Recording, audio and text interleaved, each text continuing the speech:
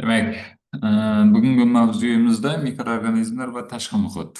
Mikroorganizmlarning tashqi muhitda tarqalishi, yashash sharoiti va ularning e, tashqi muhitdagi yoki bizlarning tabiatimizdagi ahamiyati haqida tushuntiriladi. Mana shular haqida ko'rib chiqiladi. Demak, bugungi mavzuda nimalar ko'rib chiqiladi? Birinchi, tabiatda moddalar shunday mikroorganizmlarning roli, azot, uglevod yoki boshqa moddalar, mikroelementlar almashinuvida mikroorganizmlarning, ya'ni tabiatdagi ahamiyati, mikroorganizmning eng muhim guruhlari, masalan, tuproqda, havoda, suvda yashaydigan mikroorganizmlar guruhlari haqida tushunchalar, atmosferadagi masalan, keyin ularga alohida to'xtaladi. Havo, suv yoki atrof muhitdagi yoki tuproqdagi mikroorganizmlar haqida to'xtalib o'tamiz va ularning tabiatda tarqalishining bir-biriga bo'lgan aloqasi, munosabati, ya'ni bir-biriga ta'siri o'rganiladi.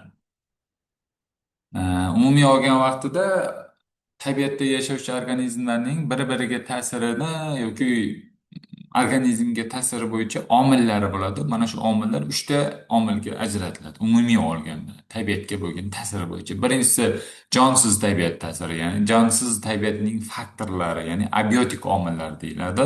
Bular temperatura, yorug'lik, namlik, tuzning konsentratsiyasi deydi, bosim, yog'ingarchilik yoki shunga o'xshagan narsalar. Bu jonsiz tabiatning ta'siri. Ikkinchisi biotik omillar. Buning ichida hamma turdagi mikroorganizmlar, organizmlarning tabiatga ta'siri, masalan, daraxtlar, o'simliklar, hayvonlarning e, bir-biriga bo'lgan yoki tabiatga bo'lgan ta'siri o'rganiladi. Uchinchisi insonning tabiatga bo'lgan ta'siri bo'lib o'rganiladi. Ya'ni u antropogen ta'sir deyiladi. Masalan, inson yashash sharoitida yaxshilash uchun yoki ilmiy faoliyatni amalga oshirishda yoki sanoatni, ilmiy texnikani rivojlanishda tabiatga bo'lgan ta'sir o'rganiladi. Bu yerda demak bu antropogen ta'sirlar deydi. Buni ko'proq kengroq ekologiya fanida ko'proq tushuntiriladi. Endi tashqi muhitda mikroorganizmlarning tarqalishida yashashib ketishi uchun omillar bor. Bu ya'ni mikroorganizmlar uchun eng katta ta'sir qiluvchi omillardan bu harorat. O'zi laboratoriya sharoitida mikroorganizmlarni o'stirishda foydalaniladigan masalan termostat deyiladi, ya'ni bir xil haroratni ushlab turuvchi apparatimiz hisoblanadi. Bu yerda 37 gradusda ishlab turiladi. Sababi bizlar mikrobiologiya fanimiz, ya'ni bu insonlardagi e, mikroorganizmlarning ta'sirini o'rganadi. Ya'ni o'shaning uchun ham odam haroratiga yaqin bo'lgani uchun 36-37 gradus haroratda odamning harorati darajasida mikroorganizmlarning o'sishi va ko'payishi o'rganiladi. Endi umumiy olganda tabiatda yoki tashqi muhitda mikroorganizm tarqalishida haroratning ta'siriga qarab turib mikroorganizmlar uchta guruhga bo'linadi. Ya'ni temperaturaga yashovchanligi bo'yicha. Birinchisi psixofil mikroorganizmlar deyiladi, ikkinchisi mezofil, uchinchisi termofil deyiladi. Ya'ni bu yuqori, past va o'rta haroratda mikroorganizmlarning yashashiga qarab turib belgilanadi bu narsa. Psixofil ko'proq sovuq haroratda, masalan, Arktikada, muzliklarda yoki qish vaqtida o'sishi mumkin bo'lgan, ya'ni sovuqlikni sezuvchi bo'lgan yoki sevuvchi bo'lgan mikroorganizmlar hisoblanadi. Ikkinchisi mezofil. Bu o'rta haroratdagi 40, endi yuqori harorat bilan pastki haroratda aytib ketamiz. Bu yerda 5 gradusdan 50 gradusgacha bo'lgan haroratda yashashi mumkin bo'lganlar. Bular o'rta haroratda, ya'ni mana shu mezofillar bu eng ko'p mikroorganizmlar toifasini tashkil qiladi. Mana shular atrof muhitda juda ham ko'p tarqalishi mumkin, atrof muhitda juda ham ko'p kasalliklarni paydo qilishi mumkin. O'sha tomoni bilan farqlanadi. Uchinchisi termofil deydi, ya'ni issiqlikni sevuvchi. Bular 30 gradusdan 80 gradusgacha bo'lgan haroratda yashashi mumkin. Masalan, issiq joylarda yoki juda ham issiq bo'lgan vulqonlar deyiladi. Masalan, ba'zi bir mikroorganizmlar bor, vulqonlarda ham aniqlanishi mumkin bo'lgan. Ya'ni bular termofil, issiqlikni sezuvchi yoki sevuvchi mikroorganizmlar deyiladi.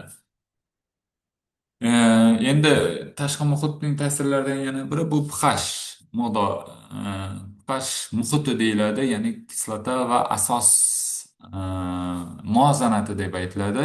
Umumiy olganda mikroorganizmlar, agar biz laboratoriya sharoitida o'stiradigan bo'lsak, mikroorganizmlarni bu 7,2, 7,4 bo'lgan pH ko'rsatkichida mikroorganizmlar o'stiriladi. Ya'ni biz oziqa muhit tayyorlagan vaqtimizda ularning ko'pchilik mikroorganizmlar, ya'ni bizani odam organizmda kasallik paydo qilishi mumkin bo'lgan mikroorganizmlar, bu ular uchun eng optimal sharoit 7,2 dan 7,4 gacha deyiladi. Endi uni chegaralari bor. 6 gacha ham, bu yoqda 9 gacha ham o'sishi mumkin bo'lgan har pH miqdori bor. Bu narsa endi mikroorganizm turiga bog'liq bo'ladi.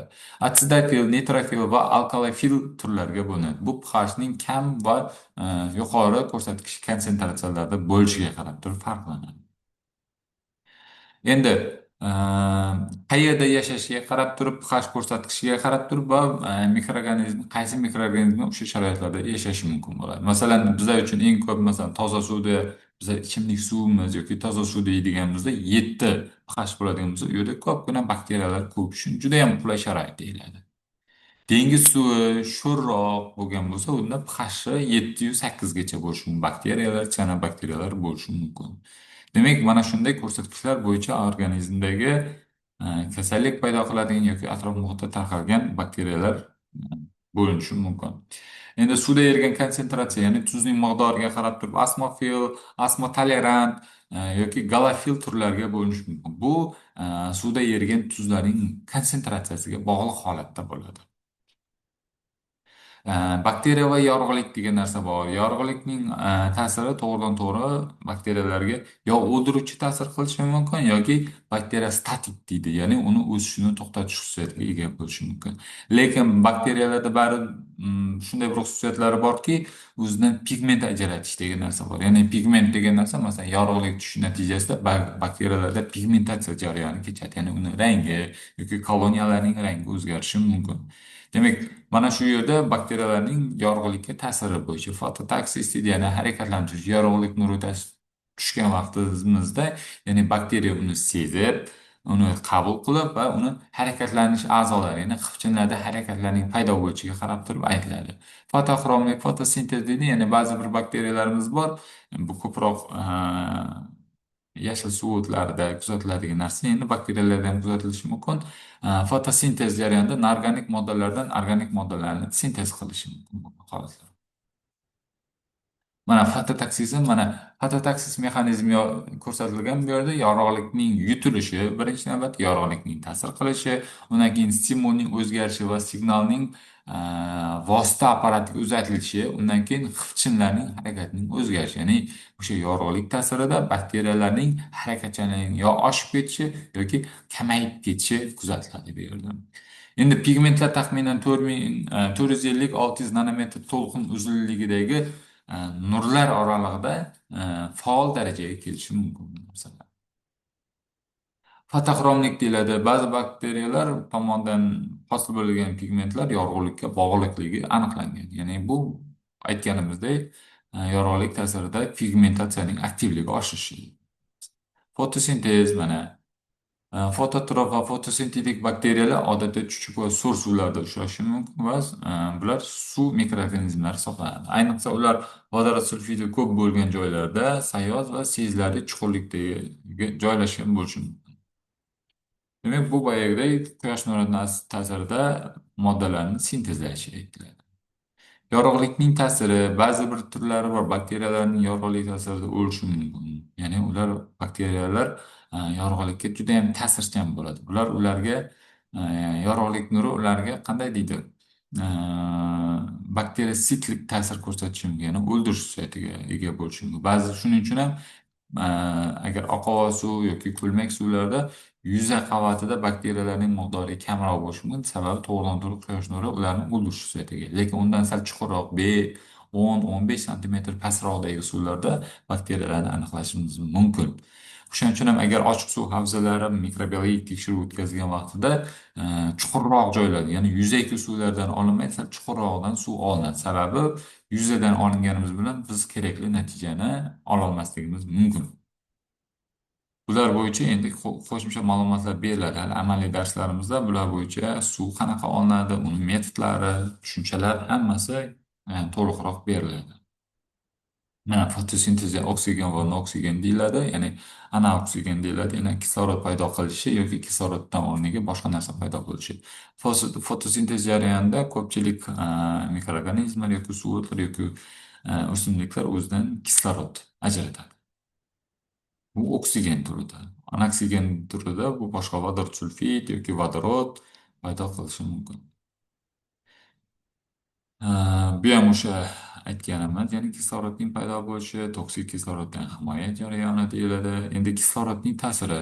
Kislorodga bo'lgan ehtiyojga qarab turib bakteriyalar bo'linadi. Obligat aerob, fakultativ aerob, mikroaerofil, aerotolerant, ya'ni anaerob turiga kiradi va obligat anaerob turlari deyiladi. Obligat aerob bu faqat kislorodi bor bo'lgan joylardagina kuzatilishi mumkin. Teri, chang zarralari orqali yashab mikroorganizmlar bu odam organizmiga kirishi mumkin. Fakultativ, ya'ni kislorod bor bo'lgan joyda ham, yo'q bo'lgan joyda ham yashashi mumkin. Anaerob degani umuman kislorod yo'q bo'lgan sharoitda uchraydigan. Bular masalan obligat anaerob bo'ladigan bo'lsa, umuman kislorodi yo'q bo'lgan joylar. Agar tabiatda uchraydigan bo'lsa, bu botqoqliklarda uchrashi mumkin. Agar laboratoriya sharoitida bo'ladigan bo'lsa, bu anaerostat yordamida kislorodni shimib olib yoki so'rib olib turib, bu yerda mikroorganizmlarni o'stirishimiz mumkin.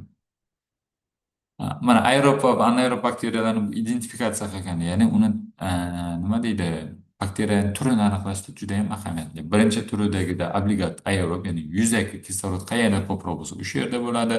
Obligat anaerob bo'lsa, qayerda kislorod kam yoki yo'q bo'lsa, ya'ni ko'proq suvning tagida yoki o'sha botqoqliklarning tagida o'sishi mumkin. Fakultativ aerob bakteriyalar yoki aerotolerant, mana 3 bilan 5 ga e'tibor bersanglar, bu kislorod kam miqdorda ham bo'lgan sharoitda yoki kislorodga moslashuvchan bo'lgan sharoitda o'sishi mumkin. Demak, bu tengdek taqsimlanishi mumkin. To'rtinchisi mikroaerofil deydi, kislorod kam miqdorda, ya'ni yuza qavatli kislorod juda ham ko'p, pastki qavatli kislorod umuman yo'q. O'shaning uchun oz miqdorda deydi, ya'ni yuzadan sal pastroq bo'lgan qavatda mikroorganizmlar o'sishi mumkin. Mikroorganizmlarning bir-biriga ta'siri simbioz, neytralizm, metabioz, sinergizm yoki antagonizm holatlarida yashashi mumkin. Simbioz bu mikroorganizm birgalikda yashashi holatiga aytiladi. Neytralizm bir-biriga ta'sir qilmasdan faoliyat yoki hayot kechirishi. Metabioz bir turdagi boshqa mikroorganizmni keltirib chiqaradigan jarayonlar ularning metabolizm mahsulotlaridan foydalangan holda ikkinchisiga davom etishi mumkin. Sinergizm, ya'ni bir organizm ishlab chiqargan moddalar yoki toksin yoki fermentlar ikkinchi organizmning rivojlanishiga ta'sir qilishi mumkin. Antagonizm, ya'ni bir organizm ikkinchisiga qarama-qarshi uni salbiy ta'sir ko'rsatadigan holatda bo'lishi mumkin. Mana simbiozga bu prezentatsiyalar modulga joylanib boriladi. Bular bo'yicha to'liq har bir rasmda ko'rishingiz mumkin. Uyga vazifadan mana shu savollarni bir o'qib chiqib javob bersanglar, bu mustaqil nima deydi, mustahkamlash uchun savollar bo'lsin.